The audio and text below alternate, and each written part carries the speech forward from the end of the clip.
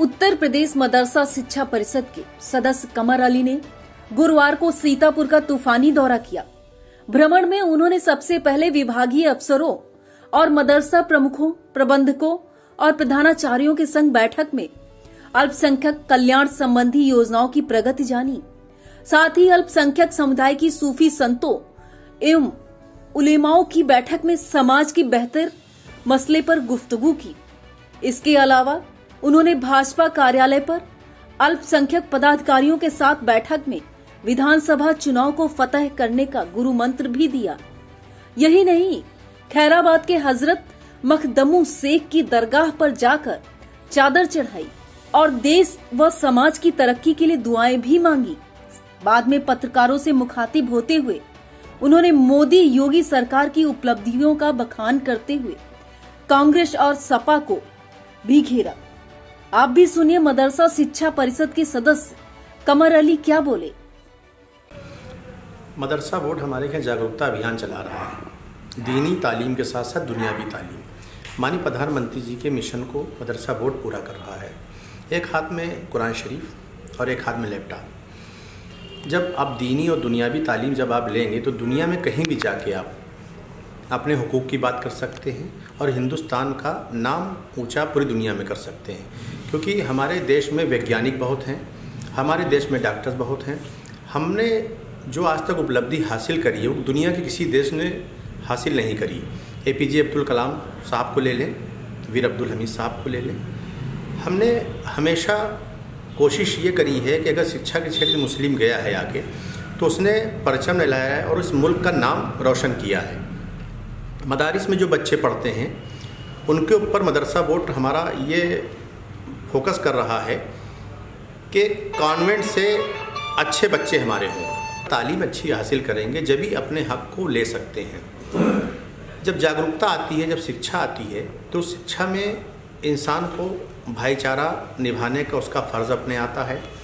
और हमारा मदरसा बोर्ड इस बात पे एक और फोकस कर रहा है कि जो बच्चे शिक्षित हो जाएंगे, अभी आपने देखा अबरार अहमद साहब भी मदरसे से निकले हुए, तमाम ऐसे लोग मदरसे से निकल रहे हैं जो समाज का एक हिस्सा बन रहे हैं और अधिकारी बन रहे हैं। और समय समय पर हम लोगों की कोशिश ये रहेगी कि माननीय योगी जी ने जो उपलब्धियां हमारे यहाँ 10% मदरसा बोर्ड का जो बजट हमारे यहाँ बढ़ता है उस पर भी हमारा फोकस ये है कि वो मदरसा बोर्ड का बजट बढ़ता रहे। और हमारे पास बजट बहुत है, स्कॉलरशिप हम बहुत अच्छी दे रहे हैं लोगों को और काम बहुत अच्छा हमारे यहाँ मदरसा बोर्ड कर रहा है। माननीय योगी जी ने जितना भी पैसा हमें दिया है उस पैसे के लिए हम शुक्रगुजार हैं। और उनकी स्कीमें जो हमारी यूपी गवर्नमेंट की चल रही हैं उसके साथ साथ भारत सरकार की जो स्कीमें चल रही हैं उससे आखिरी खड़े व्यक्ति को उसका लाभ हो रहा है। और सबसे ज़्यादा योजनाओं का लाभ अगर हो रहा है तो अल्पसंख्यक समुदाय को हो रहा है। ये बहुत बड़ी बात है, क्योंकि अगर आप एक बात को ले लेंगे, पिछली बात को अगर आप देखेंगे, एक सच्चर कमेटी का गठन हुआ था, कांग्रेस ने उस सच्चर कमेटी गठन किया था। उसमें ये दर्शाया था कि मुसलमानों की स्थिति दलित से बदतर, मुसलमानों की स्थिति दलित से बदतर हो गई है। उसने रिपोर्ट बनवाई और मुसलमानों के बारे में दर्शाया कि ये जो मुसलमानों की जो बदतर पोजीशन जो करी है वो कांग्रेस गवर्नमेंट ने करी है। और हमारी गवर्नमेंट उनको बराबर का दर्जा दे रही है, बराबर योजनाओं का लाभ दे रही है।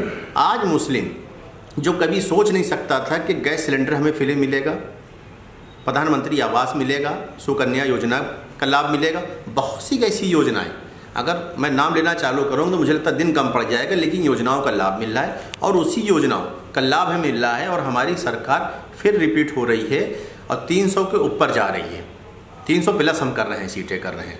ये बहुत बड़ी उपलब्धि हमारी है। और मुस्लिम एक ख़ास तादाद में अब जुड़ने लगा। अगर आप देखेंगे तो हर जगह अगर आप महसूस करेंगे मुस्लिम भारतीय जनता पार्टी की तरफ आ रहा है, उनकी योजनाओं का लाभ लेके। अखिलेश यादव ने मुस्लिमों का सिर्फ इस्तेमाल किया, जिस तरह से कांग्रेस ने इस्तेमाल किया उसी तरह से अखिलेश यादव ने किया, उसी तरह मायावती ने किया। ये इस्तेमाल करते हैं और भारतीय जनता पार्टी किसी का इस्तेमाल नहीं करती है, वो नागरिक समझती है। माननीय योगी जी ने साफ साफ कहा है कि 25 करोड़ जो हमारे उत्तर प्रदेश के नागरिक हैं, मैं सबका मुख्यमंत्री हूँ। प्रधानमंत्री जी ने कहा कि मैं सबका प्रधानमंत्री हूँ। ये देखिए अपने आप में बहुत बड़ी उपलब्धि है।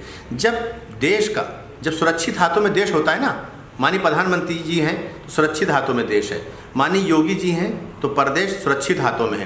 क्या पूरब से लेकर पश्चिम तक एक दंगा हुआ? नहीं हुआ। अखिलेश यादव तो मुजफ्फरनगर में दंगा कराते थे और बाप बेटे बैठ के माधुरी दीक्षित का डांस देखते थे, फरमाइश होती थी। तो क्या लाशों पे कोई बैठ के राजनीति कर सकता है? क्या ऐश आराम कर सकता है?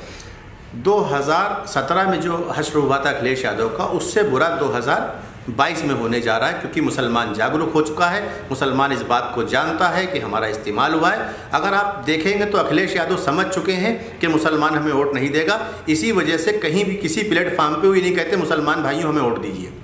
यही एक वजह है कि वे नहीं कहते मुसलमान भाई हमें वोट दीजिए। वो जानते हैं कि मुसलमान बड़ी तादाद में भारतीय जनता पार्टी के साथ जा रहा है। उनके परिवार तक उनकी सीटें सिमट जाएंगी। जो उनका अपना परिवार है, जिसने लाभ लिया है योजनाओं का, जिसने परिवार को एक MLC 34 लाल बत्तियाँ घर में हुआ करती थी। MLC राज्यसभा एक ही परिवार में हुआ करता था। हमारे क्या परिवारवाद नहीं है। हमारे क्या भारतीय जनता पार्टी जो है हर भारतीय की पार्टी है, इसलिए भारतीय जनता पार्टी इसका नाम दिया गया है। और सबका साथ, सबका विकास, सबका विश्वास के साथ ये सरकार हमारी बेहतर चल रही है। फिर हम दोबारा सरकार यूपी में बनाने जा रहे हैं।